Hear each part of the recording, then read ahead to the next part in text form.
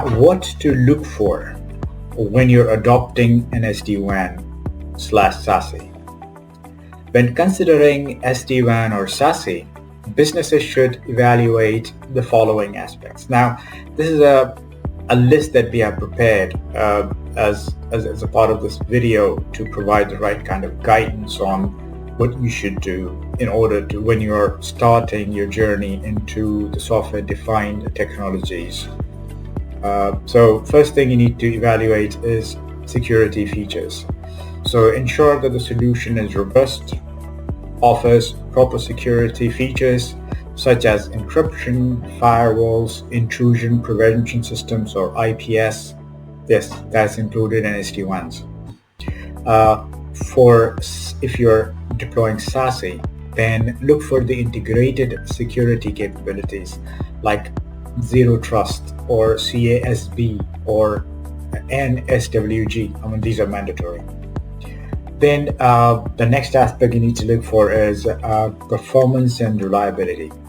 So the solution that you choose or you're evaluating should support high performance connectivity across multiple locations with minimal downtime and minimal latency. See how their QoS works, see how their tunneling works. This is all available from the dashboard with most of the SD-WAN providers these days.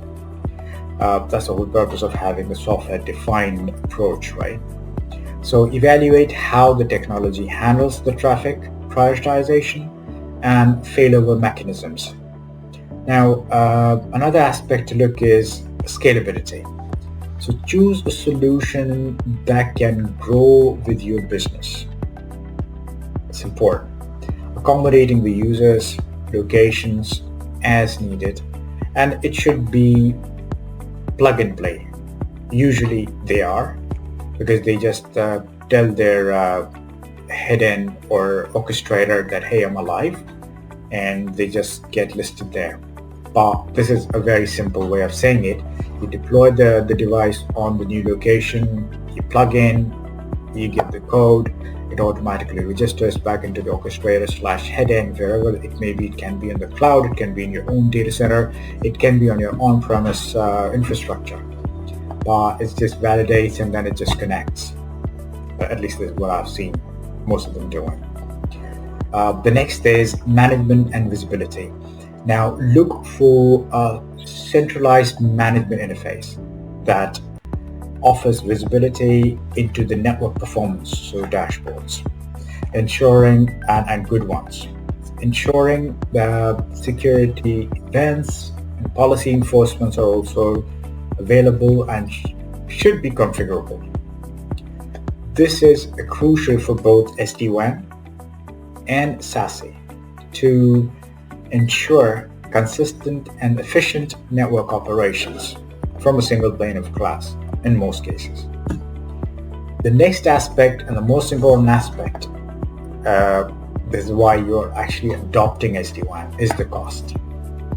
So assess the total cost of ownership, which is a TCO, including the hardware, software, ongoing operational costs, resources, AMCs that's been offered by the SD-WAN providers, and usually the vendors do not really provide this. This is provided to you by the system integrator, your local company that you'll be purchasing it from, so they should be able to have those kind of resources. What kind of first line of support they have, L1, L2, L3s, and what is the escalation times, what are the SLAs. This is all this should be included in your feasibility study when you are making a sort of a business case for the management approval. You should be looking into all of this as a critical part. Now, SD-WAN can provide significant cost savings by reducing reliance on expensive MPLS circuits. This is a contradictory statement in most cases, because when you look at MPLS and you look at SD-WAN, so what happens is, and that's one of the myths that needs to be clarified, and not everybody talks about it. So thinking from a telecom operator perspective, they would think that SD-WAN is their enemy. Thinking from the customer perspective, they will think that, oh, why do I have to pay expensive MPLS circuit, especially in the region of Middle East. MPLS is rather extremely expensive in comparison to Europe or the US. Their MPLS cost is practically similar to what you pay for a DIA or for internet in some cases. But in the Middle East, it's rather expensive. It's point-to-point. The technology is still evolving. Actually, it's mature, but again, it's expensive. But when you look at from these two perspectives, you start to figure out that maybe I'll save some money as a customer if I'm the customer, and if somebody's offering me SD-WAN connectivity, I'll start thinking on those lines. Now, this is one of the things that is being positioned by the salespeople of different businesses who are selling SD-WAN services.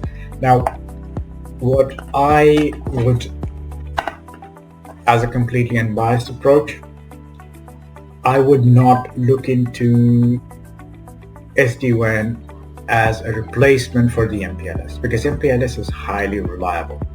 It's point-to-point circuit. It's highly secure. It's practically unhackable unless somebody goes and puts some device or tap out there to take your data. But then it would be an expensive device. So hackers don't really play that way. But at the same time, if you're a financial organization, if you are government, if you are a business that is mission critical, handling a lot of human data, for example, you're healthcare, maybe even you are a university, an education body. If you're using MPLS point-to-point to connect to multiple branches, like for example in terms of the banks or the healthcare or for the government, if you're doing that, by all means, stay on MPLS. Do not change to SD-WAN completely. What I would advise is to reduce the MPLS bandwidth. So if you're on a 50 meg link, if you're, there are businesses on 50 gig as well. So if you're on a 50 meg link, and so you might want to reduce it down to 10. You might want to connect that MPLS circuit also into the SD-WAN box. Now, most of the SD-WAN boxes, they provide that feature where they can actually take MPLS as well, along with the DIAs and the 4Gs and the LTEs and the SIM cards and the dongle and. So yeah, sometimes you can even connect your car. Don't do that. I'm just kidding.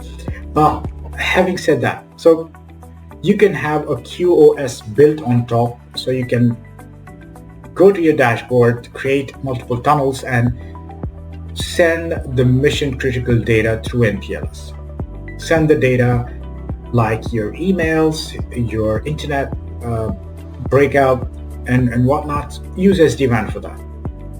And you can load balance between them. So just in case if there is a construction going on some site near the bank, and the workers didn't know where to dig, and they ended up cutting that MPLS circuit for some time.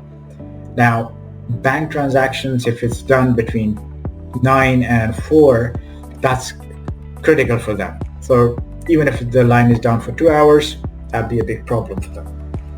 So in these cases, you'd be able to easily route the traffic on the on the SD-WAN circuit and let it run for an hour or two while the main line is getting fixed. So basically, your business will not be affected, but never replace it unless you are completely confident. So, for example, you're an auto dealership with 50 odd branches, and you're running on an MPLS links all around. Now, your data, apart from your ERP data, the way you store the customer details/CRM.